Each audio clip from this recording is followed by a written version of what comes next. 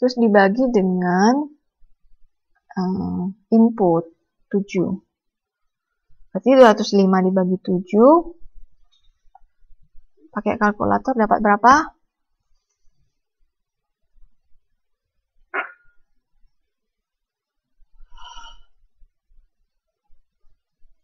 Ke 9, 2/7.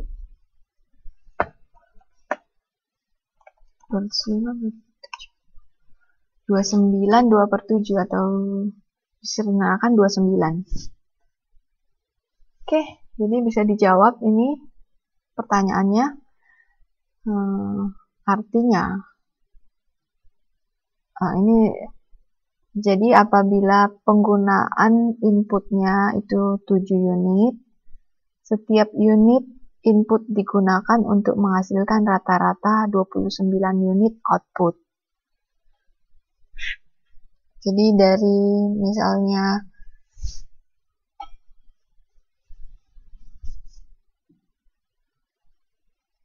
ada materialnya 7, nanti output yang dihasilkan dari satu unit itu 29 per.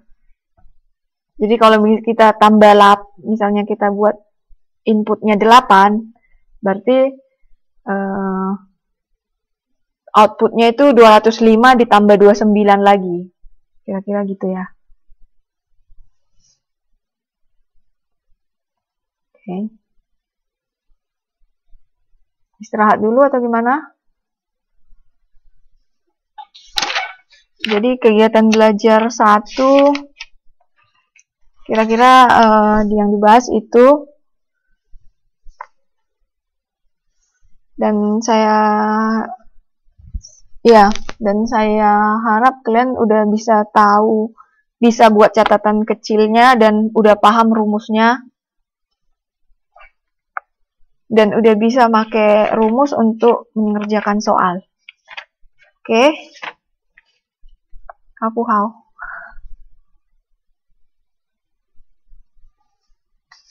kita istirahat dulu 5 menit atau lanjut?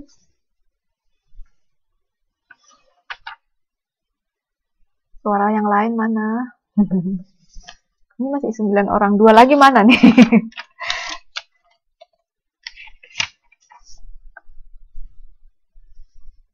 Ada pertanyaan Rikana yang jarang hadir ini.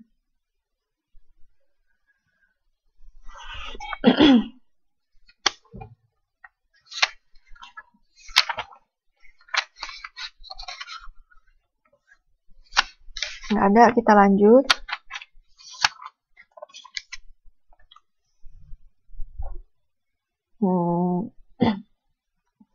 Sebelumnya udah pernah dengar kata elastisitas, misalnya karet, nanti ada elastisitas. Kalau semakin elastis berarti dia semakin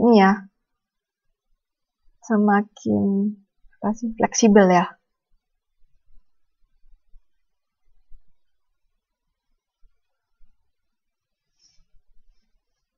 Dalam di bidang ekonomi kita juga konsep fungsi permintaan, biasanya dia tunduk pada hukum permintaan. Nah, dia selalu pakai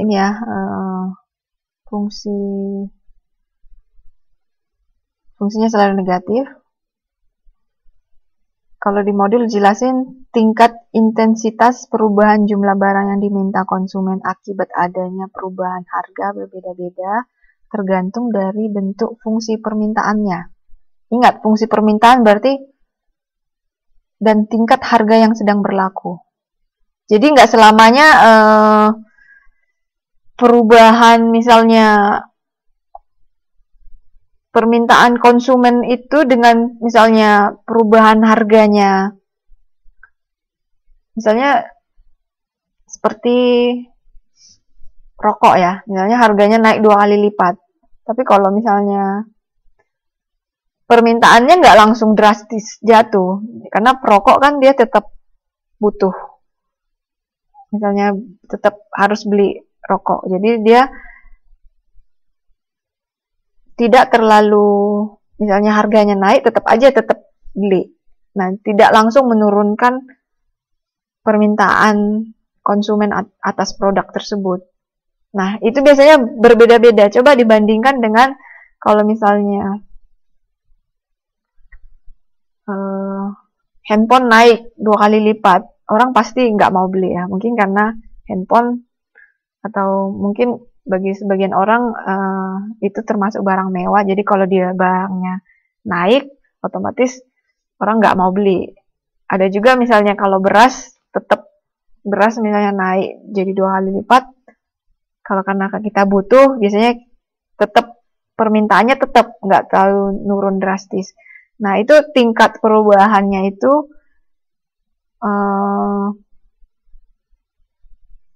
konsep perubahan antara jumlah barang yang diminta akibat adanya perubahan harga itu disebut juga dengan konsep elastisitas permintaan. Jadi nggak semua barang, misalnya kalau untuk barang-barang primer dia tetap butuh, jadi ya tetap permintaannya tetap, biasanya nggak terlalu jauh-jauh banget. Nah, ini ukuran kepekaan ini yang dimaksud dengan elastisitas antara jumlah permintaan dengan faktor yang mempengaruhinya. EH ini elastisitas. Kalau di modul EH ya, EH kecil, ini elastisitas harga permintaan. Yaitu persen perubahan jumlah yang diminta dibagi persen perubahan harga barang tersebut. Oke.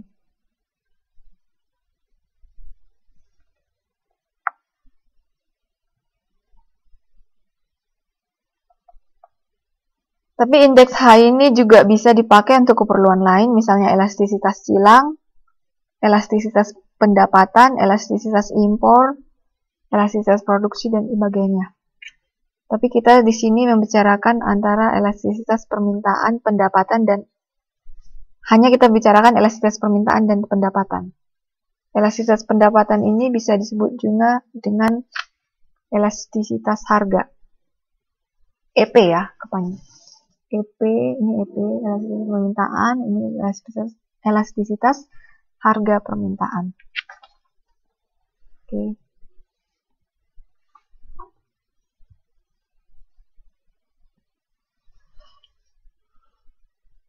Nah, gambar ini menunjukkan kurva permintaan. Ya, jatuh ya, negatif ya. Dengan sumbu Q ini quantity dan ini harga, price, di sini yang koordinat, yang ini absis, quantity.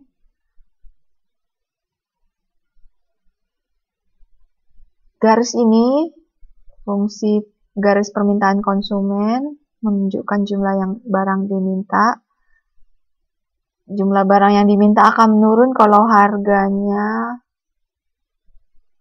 semakin naik.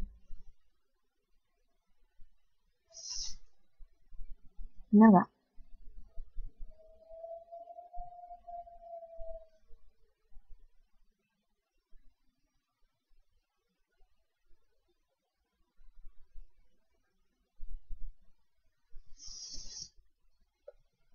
Bentar ya.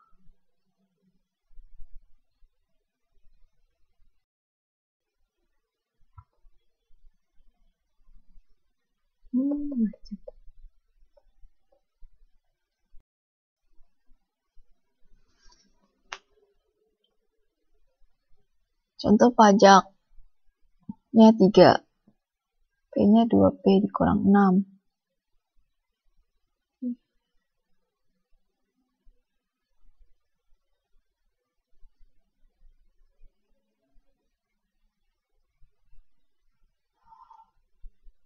Q-nya sama dengan 2P dikurang 6 bukan? Bukan ya? Q sama dengan 2P dikurang 6.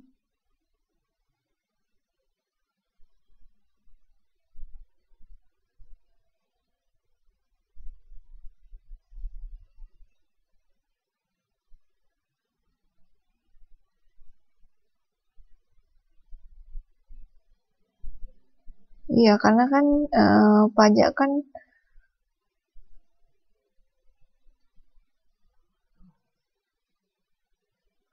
Pajak kan akan menambah harga ya, harga yang dibeli konsumen kan.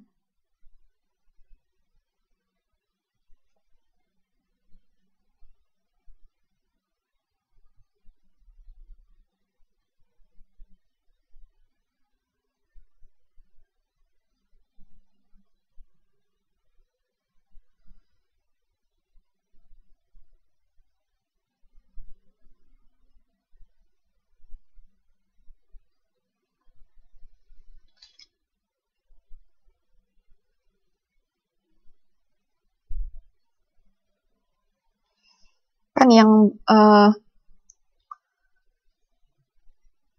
kalau contoh 47 kan yang pajak akan mengubah fungsi penawaran baru ya.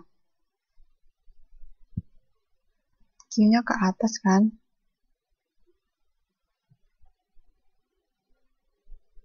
Tiga.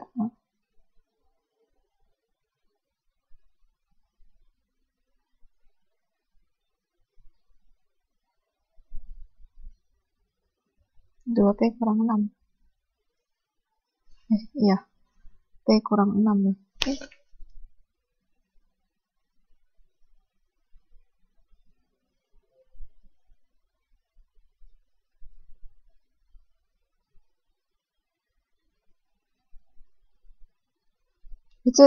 Itu dalam kurung kan, 2P dikurang 3 tutup kurung dikurang 6.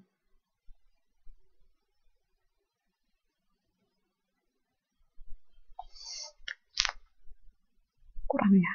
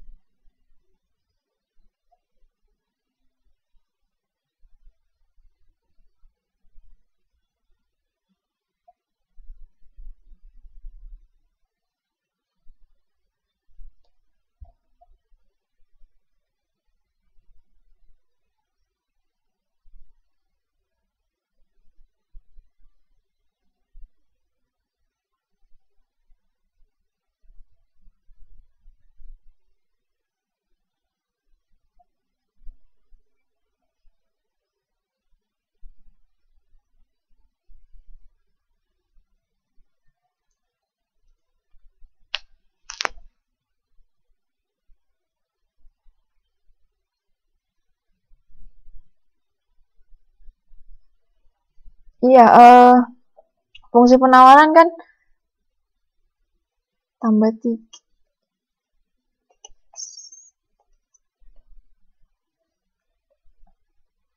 Tambah.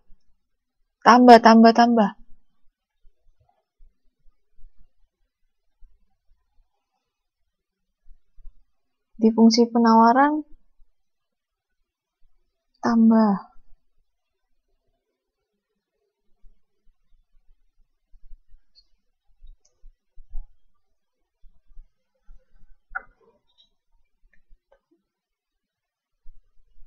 Akan nambah.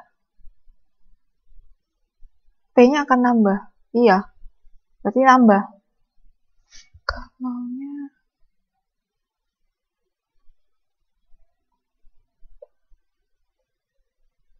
lihat contoh di PPT slide 42.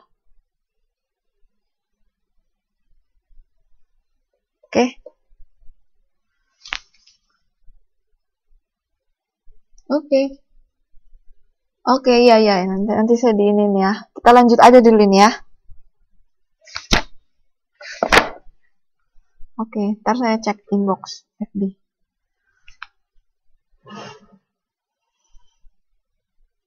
Tapi di PPT saya lihat kan dia geser ya. Harusnya sih price-nya naik jadinya.